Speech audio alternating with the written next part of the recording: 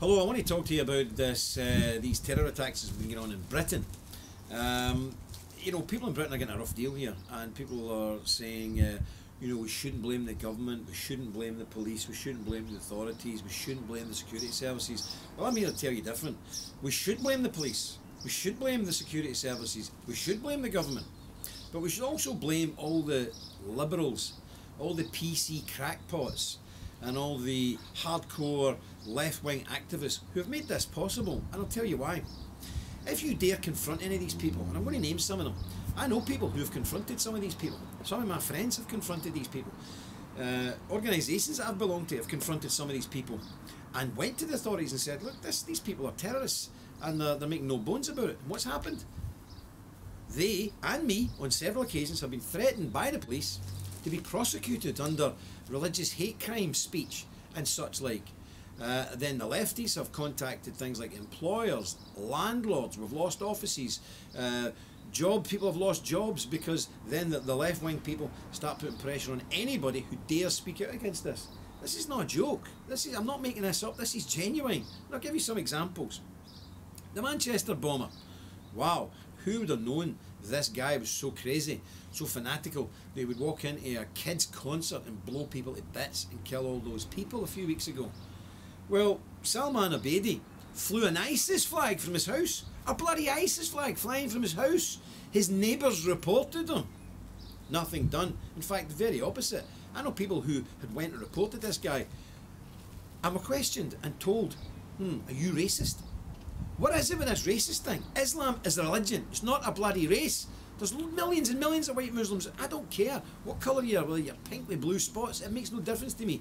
But if you want to kill women and children and innocent people in the streets of Britain, then it's a problem. And I don't care what colour you are. But any time you mention anything about this, racist, the people who are responsible for the deaths of so many people are not just ISIS and the crazy Islamic terrorists. It's the left-wing liberals in this country. It's truly shocking. And we have a guy, Jeremy Corbyn, running for Prime Minister of Britain, who openly supported the IRA. And remember, the IRA blew up Manchester, and they put a bomb in a bin outside McDonald's in Warrington and killed two wee boys, two gorgeous little boys, blew them, killed them. And Jeremy Corbyn defends them, and he could be the Prime Minister of the United Kingdom. It's frightening. Then we have the London killers, the guys who were on about knifing folk the other day. Who would have thought it? Well, everybody in the bloody country thought it. They were on a documentary called The Jihadi Next Door. I'm not making this up. People in America, Australia, Canada watching this, I ain't making this up. This guy was on a documentary in the park in London with an ISIS flag, telling people openly he's a jihadist and he's going to wage holy war. And he does. And he kills a load of people the other day. And people are saying it's not the police's fault, it's not the Secret Service's fault. Are you for real?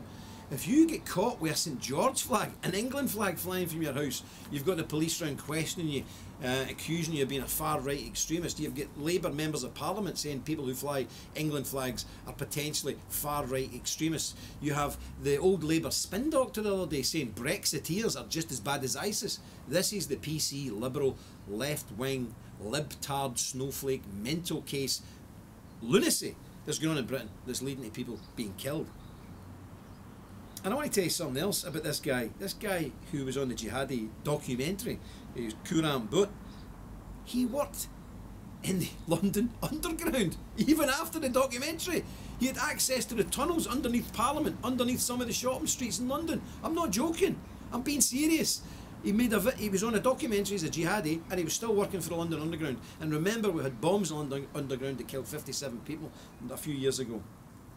And then we have another guy called Yusuf Zagba, who was a foreign national. I think he came from Italy originally, but he was an Islamic terrorist.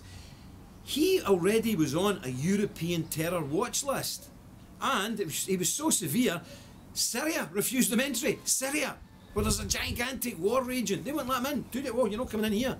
He was allowed into Britain, and he was one of the guys involved in this killing of innocent people the other day in London. And we don't blame the police, we don't blame the security forces, really. And remember this, 1/3 of the budget of the security services in this country dedicated to combating terror is aimed at right-wing extremists. I do not know any right-wing person in Britain plotting bombs I don't know anything about that. This is ludicrous. Does anybody... Okay, you've got EDL on the street, a couple of skinheads drinking beer, shouting and bawling. They ain't planting bombs, they ain't planning on murdering people, blowing tubes up, stabbing people. It's nonsense. 1/3 of the budget is used looking at people like me, because I'm a conservative Christian and I'm against Islamic extremism and against many other things. And finally, I want to say Donald Trump hit the nail right in the head with this. Sadiq Khan, the mayor of London. He's saying you just have to get used to terror. It's part and parcel of living in a big city. Really? Budapest doesn't have this problem. Many cities across the world don't have this problem. Why? Because they don't have a big Islamic problem. We have to say this. I've said it. No doubt I'll get a chap at the door and the police will be questioning me about racially motivated hate speech.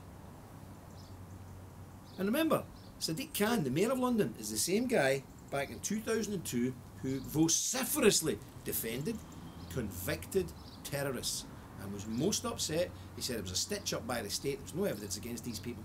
This is the mayor of London. This is the guy who says he's open, balanced, honest. He's totally against all this. Have you seen him coming out yet and really attacking Islamic fundamentalism and the problems? No, he just says get used to it. It's part and parcel of living in a big city. Well, you know, I've lived in Budapest, I've lived in Belgrade, I've lived in cities all across the world. I've never seen this problem. The only time I see this problem is in cities where the liberals are in charge and the Muslims are running rampage. That's the reality. Folks, this ain't no joke, this is real, and I can assure you, people like me, only last week, a national paper called me scum, right across the page. Why? Because I was trying to keep terrorists from entering our country illegally. I was working with the authorities, I was informing the authorities, and a national paper right across the page said, scum, this is part of the intimidation tactics. If you dare speak out against the people who are trying to slaughter you, you are labelled a racist. Well, me, I'm fed up with it. It bounces off me, I'm used to it. But folks, we really need to stand up and be counted now. Yes, you'll be attacked, yes, you'll get a load of aggravation, but what's the alternative? Watch your kids being killed in the streets? Men of Britain, grow a set, stand up, speak out. They call you a racist, who cares? Let's defend our loved ones. God bless you.